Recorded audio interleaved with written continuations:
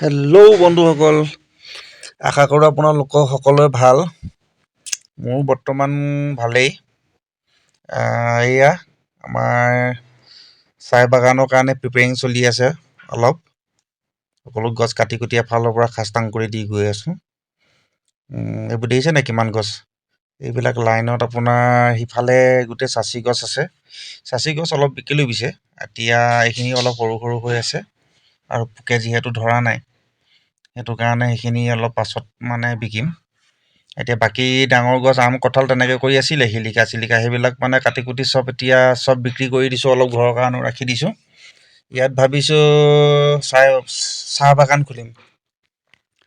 চাহ বাগানৰ পৰা মানুহ বহুত উন্নতি কৰিব পাৰে বুলি শুনিছোঁ। সেইটো কাৰণে চাওঁচোন চেষ্টা এটা কৰি। আপোনালোকে আশীৰ্বাদ কৰিব। আপোনালোকৰ আশীৰ্বাদ থাকিলেহে মই আগবাঢ়ি যাব পাৰিম। আপোনালোকে আশীৰ্বাদ কৰিব বুলি বহুত আশা থাকিল। আৰু চাচি গছ লাগিলে মোৰ লগত কণ্টেক্ট কৰিব দেই ৰাইজ। আৰু ভিডিঅ'টো চাই কেনেকৈ পালে আপুনি ক'ব। আপোনালোকৰ কাৰণে এইবিলাক ভিডিঅ' বনাই আছোঁ। ভাল লাগিলে ভাল লাগিছে বুলি ক'ব, কমেণ্ট বক্সত জনাই দিব। বেছি দীঘলীয়া নকৰোঁ আজি।